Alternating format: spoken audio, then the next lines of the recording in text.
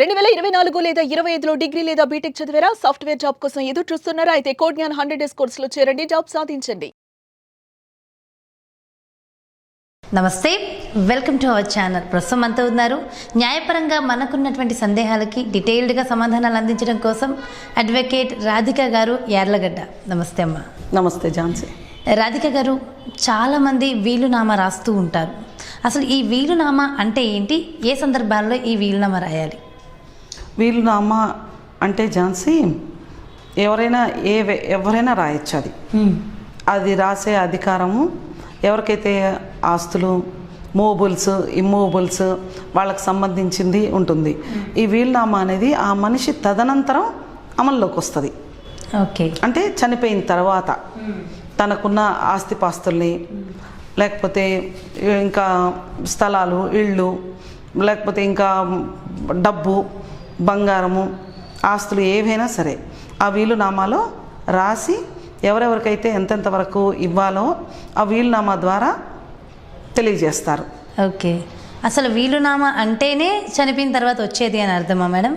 అవును, వీలునామా అంటేనే దాంట్లో ఉన్నది ఏదైతే ఉందో, ఆ వీలునామాలో ఏమేమైతే పొందుపరిచారో అవి ఆ వ్యక్తి రాసిన తర్వాత, ఆ వ్యక్తి చనిపోయిన తర్వాత అమల్లోకి వస్తుంది. ఓకే. అమల్లో దాన్నే వీలునామా అంటారు. ఓకే. ఒక్కసారి వీలునామా రాసాక బ్రతికుండగా దాని మీద మనకి ఎటువంటి రైట్స్ ఉండవా? ఉండవు. బతికుండగా ఏమీ ఉండవు. ఆయన చనిపోయిన తర్వాతే ఆయన కావచ్చు, ఆవిడ కావచ్చు, ఎవరైనా రాసుకోవచ్చు, ఎవరికైనా రాసుకోవచ్చు వీలునామా. ఓకే. సో ఎవరైనా రాసుకోవచ్చు. ఈ వయసు ఆ వయసు సంబంధం లేదు, ఆస్తి ఉందంటే చాలు. వయసుతో సంబంధం లేదు. ఆ ఆస్తికి వాళ్ళు అబ్జల్యూట్ ఓనర్స్ అయ్యి ఉండాలి. ఓకే. అబ్జల్యూట్ ఓనర్స్ అయ్యి ఉన్నప్పుడే ఇప్పుడు ఆస్తి పంపకాలు గిఫ్ట్ ఇస్తారు. గిఫ్ట్ డీడ్ ద్వారా, లేకపోతే ఒక్కోసారి సేల్ అంటే మళ్ళీ అది వేరు, సేల్ చేసేస్తారు. మామూలుగా కుటుంబ సభ్యుల మధ్య జరగాలనుకో కొన్ని సందర్భాల్లో గిఫ్ట్ ఇచ్చేస్తారు. గిఫ్ట్ ఇస్తే అది గిఫ్ట్ ఇచ్చిన మరుక్షణమే ఆస్తి అయిపోద్ది, వాళ్ళ చేతుల్లోకి వెళ్ళిపోతుంది. కానీ వీలునామా అలా కాదు. ఆ వ్యక్తి వీలునామా రాసిన వ్యక్తి చనిపోయిన తర్వాత అది వాళ్ళకి చెందుతుంది. ఓకే మేడం, ఇక్కడ ఒక్క డౌట్ నాకు. ఇప్పుడు ఒక్కసారి వీలునామా రాసిన తర్వాత, సో కొంచెం ఎంగేజ్లో ఉన్నప్పుడు రాసేసారు వీలునామా, సో నాకు ఏదన్నా అయితే కనుక ఈ ఆస్తులు వీళ్ళకి చెందాలి అని, మరి బ్రతికుండగా మళ్ళీ వాళ్ళకి ఆ ఆస్తితో అవసరం వచ్చి ఏదైనా అమ్మాల్సిన పరిస్థితి ఒకవేళ వచ్చిందంటే మరి అలా అమ్మే రైట్స్ ఉంటాయా వాళ్ళకి? ఉంటాయి. వీలునామాని మార్చచ్చా? వీలునామా మార్చుకోవచ్చు. ఇంకోటి ఏంటంటే అసలు వీలునామా రాసేటప్పుడే దాంట్లో లాస్ట్లో చివరిగా ఈ వీలునామా అనే మరణ శాసనం అంటారు. అసలు యాక్చువల్గా వీలునామా అనే మరణ శాసనం అంటారు. ఇది పూర్తిగా దీనిపైన సర్వమైన అధికారాలు నాకే ఉంటాయి, దీన్ని నేను రద్దు చేసుకునే అధికారం కూడా ఉంటుంది. రిజిస్ట్రేషన్, వీలునామాని రిజిస్ట్రేషన్ చేయిస్తే చాలా మంచిది. ఓకే. ఎందుకంటే ఇప్పుడు ప్రజెంట్ ఏమవుతుందంటే కొంతమంది వీలునామాలు రాయకుండా చనిపోతున్నారు, ఆస్తి ఎవరికి ఇవ్వకుండా. అయితే అలాంటప్పుడు ఏం చేస్తున్నారంటే వీలునామాలు క్రియేట్ చేసే అవకాశం కూడా ఉంటుంది. క్రియేట్ చేసుకుని తీసుకొస్తారు.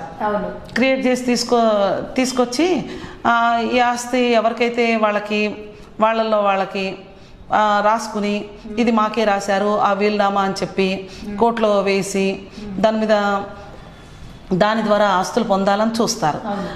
అలా జరగకుండా ఉండాలంటే వీలునామాను రిజిస్ట్రేషన్ చేయించుకోవాలి. రిజిస్ట్రేషన్ చేయించుకుని ఆ వీలునామా రాసిన వ్యక్తికి సర్వమైన అధికారాలు ఉంటాయి.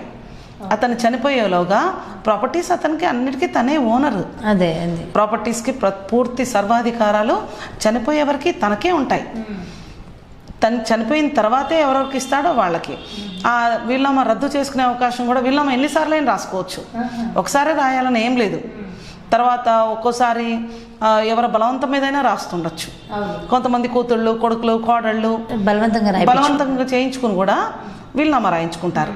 వీలునామా రాయించుకుని వాళ్ళని మభ్యపెట్టి, లేకపోతే ఇంకా ఏ విధంగా అయినా కొంచెం ఎమోషనల్గా బ్లాక్మెయిల్ చేస్తారు.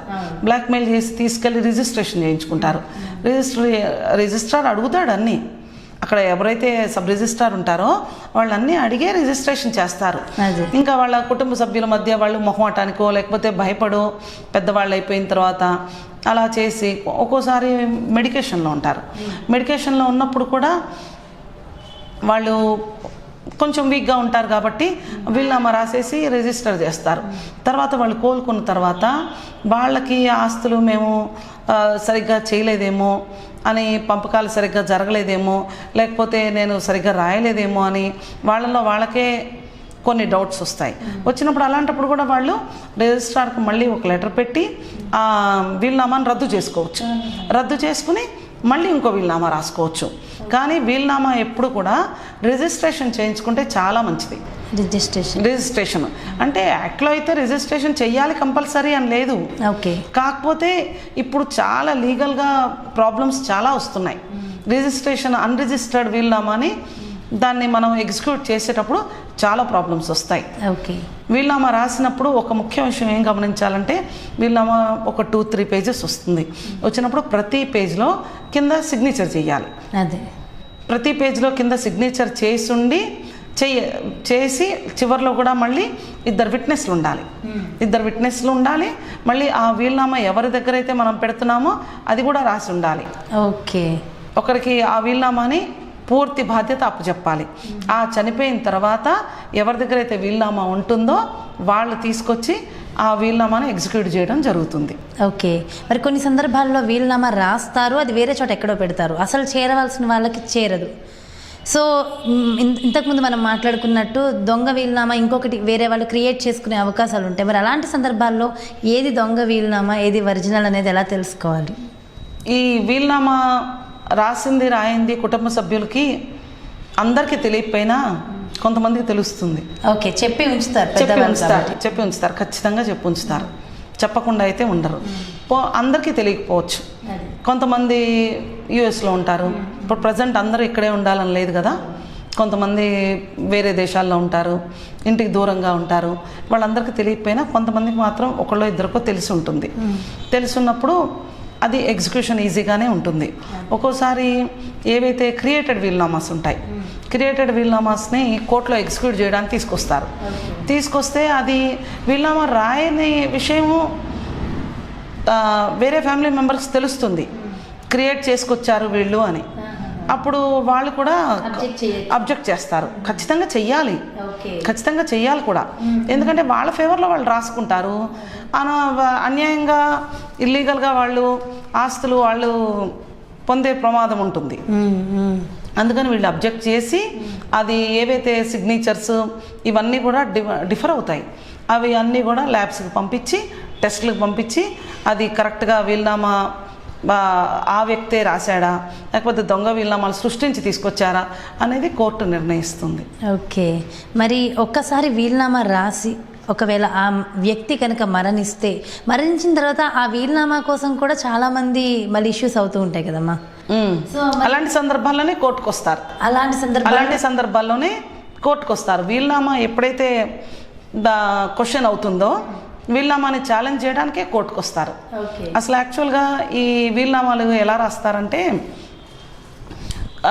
ప్రాపర్టీస్ ఫ్యామిలీ మెంబర్స్లోనే డిస్ట్రిబ్యూషన్, స్టాంప్ డ్యూటీలు మెయిన్ స్టాంప్ డ్యూటీలు కట్టకుండా, స్టాంప్ డ్యూటీలు ఎక్కువ అవుతాయి కదా రిజిస్ట్రేషన్కి, స్టాంప్ డ్యూటీలు తప్పించుకోవడానికి వీలునామాలో రాస్తే వాళ్ళ తర్వాత వాళ్ళల్లో వాళ్ళు ఆస్తి పంపకాలు చేసుకుని, పొలం అనుకోండి, పొలం అయితే 4 కొడుకులు ఉంటే 4 కొడుకులకి ఇచ్చేస్తే వాళ్ళ తర్వాత తీసుకెళ్ళిపోతే ఎంఆర్ఓ ఆఫీస్కి, అక్కడ తహసీల్దార్ ఆఫీస్కి తీసుకెళ్ళిన, ఎంఆర్ఓ ఆఫీస్కి తీసుకెళ్ళిన ఆ వీలునామాని ఆధారంగా చేసుకుని పాస్బుక్లో అవి ఇష్యూ చేస్తారు.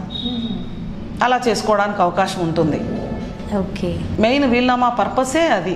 ఓకే. సో తర్వాత వాళ్ళ తదనంతరం కూడా అది ఎట్లా సెట్ అవుతుంది అనే దాన్ని బేస్ చేసుకుని వీలునామా పర్పస్. మరి వీలునామా రాయకుండా కూడా చాలామంది మరణిస్తారు. మరి అలాంటి వాళ్ళు అటువంటి ఆస్తిని మరి ఎవరు తీసుకోవాలి? వీలునామా రాయకుండా ఆస్తి చనిపోయిన వ్యక్తిది ఏదైనా ఉంటే ఇక అది కుటుంబ సభ్యులు చాలా వరకు వాళ్ళల్లో వాళ్ళు ఓరల్ అగ్రిమెంట్స్ లేకపోతే ఫ్యామిలీ సెటిల్మెంట్ డీడ్స్ అలా చేసుకుని, అంటే గొడవలు లేకుండా కోర్టుకి వెళ్ళకుండా వాళ్ళల్లో వాళ్ళు పార్టిషన్ చేసుకోవచ్చు. వాళ్ళకి ఎవరెవరికి ఎంత వాటాలు రావాలి అనేది ఫ్యామిలీ సెటిల్మెంట్ డీడ్ ద్వారా చేసుకోవచ్చు. ఓకే, ఫ్యామిలీ సెటిల్మెంట్ డీడ్ ద్వారా చేసుకుంటే కోర్టుకు వెళ్ళాల్సిన అవసరమే ఉండదు. ఓకే. ఇప్పుడు ఒక సర్టన్ ఏజ్ వచ్చిన తర్వాత హస్బెండ్ సడన్గా చనిపోతారు 60+ తర్వాత, మరి వీలునామా రాయకుండా చనిపోతారు. సేమ్ అదే ఆస్తి తనదిలాగా తీసుకుని వాళ్ళ వైఫ్ ఎవరైతే ఉన్నారో భార్య వీలునామా రాసే రైట్స్ ఉంటాయంటారా? ఉండవు భార్యకి, ఎందుకంటే అతను ఎవరికి రాయలేదు కదా. ఆమెకి అసలు వీలునామా రాసే అధికారం ఉండదు, ఎందుకంటే తను ఆ ప్రాపర్టీ ఓనర్ అవ్వదు. 40-50 సంవత్సరాలు ఆయనతోనే కలిసి కాపురం చేస్తుంది కదా ఆవిడ, అయినా సరే ఎటువంటి రైట్స్ ఉండవంటారా? బట్ ఇన్ఫర్మేషన్ అంతా అయితే తెలుసు ఆవిడికి, బట్ ఓన్లీ రైట్స్ మాత్రం ఉండవు. ఆస్తి వాళ్ళిద్దరూ మాట్లాడుకుంటారు. మొత్తం ప్రాపర్టీస్ అన్ని చాలా విషయాల్లో ఇలా జరిగింది కూడా. ఎందుకంటే హస్బెండ్ ఒక్కోసారి హెల్త్ బాగుండనప్పుడు వాళ్ళిద్దరు మాట్లాడుకుంటారు. ఆస్తి మొత్తం నీ పేరు మీద రాస్తాను, రాసి ఎవరెవరికి ఇవ్వాలో చెప్తాడు ఆయన. కానీ ఇదేంటంటే వ్రాతపూర్వకంగా జరగదు, మాటల్లో అనుకుంటారు, వాళ్ళు మాట్లాడుకుంటారు. వ్రాతపూర్వకంగా జరగకుండా సడన్గా చనిపోతారు. అసలు చనిపోతారు, ఇదంతా జరుగుతుందని కూడా వీళ్ళు అనుకోరు. ఇంకా చేసుకుందాంలే అనుకునే దీంట్లోనే ఆయనకి ఏదో అవుతుంది, లేకపోతే ఆవిడకి ఏదో అవుతుంది, వాళ్ళు చనిపోతారు. చనిపోయిన సందర్భంలో ఒక ఎగ్జాంపుల్, హస్బెండ్ చనిపోయాడు అనుకుందాం, ఎవరికి ఇవ్వకుండా ప్రాపర్టీ ఎవరికి ఇవ్వకుండా వీళ్ళమ్మ కూడా రాయకుండా చనిపోయిన సందర్భాల్లో భార్య, పిల్లలు, బ్రతుకున్న తల్లి, అతనికి తల్లి ఉందనుకోండి, వీళ్ళందరికీ సమానంగా వస్తుంది. పూర్వం ఏం చేసేవారంటే ఇల్లు అనేది ఖచ్చితంగా భార్య పేరు మీద వీలునామా ద్వారా ఇచ్చేవారు. ఎందుకంటే ఆవిడకి అట్లీస్ట్ ఆ ఇల్లన్నా ఆవిడ బ్రతుకున్నంత కాలం ఆవిడ వేరే చోటుకి వెళ్లకుండా ఆ ఇంట్లో ఉండాలి, ఆవిడ అనుభవించాలి. ఆవిడ చనిపోయిన తర్వాత అది ఎవరికి చెందాలో వీలునామా ద్వారా ఇచ్చేసేవారు. మిగతా ఆస్తులన్నీ కూడా ఇచ్చేవారు. అది పెళ్లి టైంలోనే చేసేసేవారు. పూర్వం రోజుల్లో ఈ వీలునామాలు ఎవరైతే మగవాళ్ళ పేరు మీద ఆస్తులు ఎక్కువ ఉండేవి, ఆడవాళ్ళ పేరు మీద చాలా తక్కువ ఆస్తి అంతా మగవాళ్ళ పేరు మీద, వాళ్ళ పేరు మీదే ఉండేది. ఉన్నప్పుడు ఏ పార్టీషను ఎలా చేసినా కూడా స్థలాలు, పొలాలు, లేకపోతే ఇంకా డబ్బు, అది వాళ్ళు ఉన్న రోజుల్లోనే పార్టీషన్ చేసేసి వాళ్ళకి ఆయన ఎవరైతే వాళ్ళ యజమాని వాళ్ళ తండ్రి ఉంటారు అప్పుడు ఇచ్చేసేవారు. అట్లీస్ట్ ఆ ఇల్లు కోసం మాత్రం వీలునామా అనేది ఖచ్చితంగా రాసి పెట్టేవారు. ఆ ఇల్లు ఆవిడ ఉన్నంత కాలం దాని మీద వచ్చే ఆదాయం, రెంట్స్ అవి వస్తాయి కదా, ఆ రెంట్స్, లేకపోతే ఉన్నంత కాలం తల్లి, ఎందుకంటే ఈ రోజుల్లో ఆవిడ ఉన్నప్పుడే అమ్ముకుందామని చూస్తారు. అవును, తల్లి ఉన్నప్పుడే నువ్వు నా దగ్గర ఉంది కానీ, లేకపోతే ఏదో ఒకటి మాటలతో మభ్యపెట్టి ఉంచి తల్లి ఆస్తి వచ్చే వరకునేమో చాలా ఆస్తి వచ్చే వరకు ఆ ఇల్లు ఇప్పుడు చాలా ల్యాక్స్లో పెరిగిపోతుంది కదా, మార్కెట్ వాల్యూ బాగా పెరుగుతుంది, క్రోర్స్లో ఉంటుంది. అందుకని ఆ తల్లిని నేనే చూస్తానో లేకపోతే ఇంకోటి చెప్పో అలా చేస్తారు. అయితే వీళ్ళు ఏం ఇట్లా చేసే అవకాశం ఉంటుందని పూర్వం రోజుల్లో బాగా ముందు చూపుతో ఆలోచించి కనీసం ఆవిడ బ్రతుకున్నంత కాలం ఆవిడ దగ్గరికి ఆవిడ పిల్లలు రావడం కానీ, ఆవిడ లేకపోతే ఇల్లు లేదని ఇంకో చోటుకి వెళ్ళడం కానీ, ఆమెకి అంటే నిలవ నీడ లేకుండా అయిపోతుందేమో అన్న ఉద్దేశంతో కంపల్సరీ ఇల్లు అనేది భార్య పేరు మీద ఖచ్చితంగా రాసేవారు. ఆమె తదనంతరమే పిల్లలకి ఇచ్చేవారు. ఎందుకంటే ఒక మదర్ ని మోసం చేయడం చాలా ఈజీ కదా, చేస్తున్నారుగా, అదే చేస్తున్నారు, చాలా ఈజీ. అమ్మ నాకు ఇది లేదనగానే పెట్టేస్తుంది. మనం ఎన్ని చూడట్లేదు, మనం సిటీలోనే ఎన్నో కేసులు అలాగా వీలునామాని తీసుకొచ్చి వీలునామాని కోర్టులో పెట్టి నన్ను ఇప్పుడే ఓనర్గా డిక్లేర్ చేయమని అడుగుతున్నారు. Cunning nature. ఓనర్గా నన్ను ఇప్పుడే డిక్లేర్ చేసేయమని అడుగుతున్నారు. అది అసలు సాధ్యపడదు. ఆవిడ ఏంటంటే ఆవిడ చనిపోయిన తర్వాత ఎవరికైతే రాస్తారో వాళ్ళకి వెళ్తుంది. ఆవిడకి ఓన్లీ ఎంజాయ్మెంట్ రైట్సే ఇస్తారు. దాంట్లో ఎంజాయ్మెంట్ రైట్స్, ఆవిడ బతుకున్నంత కాలం ఆ ప్రాపర్టీని ఎంజాయ్ చేయొచ్చు. దాని మీద రెంట్స్, లేకపోతే ఆవిడ రెంట్కి ఇచ్చుకోవచ్చు, ఏదైనా చేసుకోవచ్చు. ఓకే, అట్లీస్ట్ ఆవిడని ప్రొటెక్ట్ చేయడానికి. ఓకే, సో ఆవిడ బ్రతుకున్నంత కాలం ఆవిడకి నిలువ కూడా వీలునామా ద్వారా చేసేవారు. ఓకే, సో వీలునామా వెనకాల ఇంత రహస్యం దాగుందమ్మా. చాలా చక్కగా ఎక్స్ప్లెయిన్ చేశారు. Thank you so much.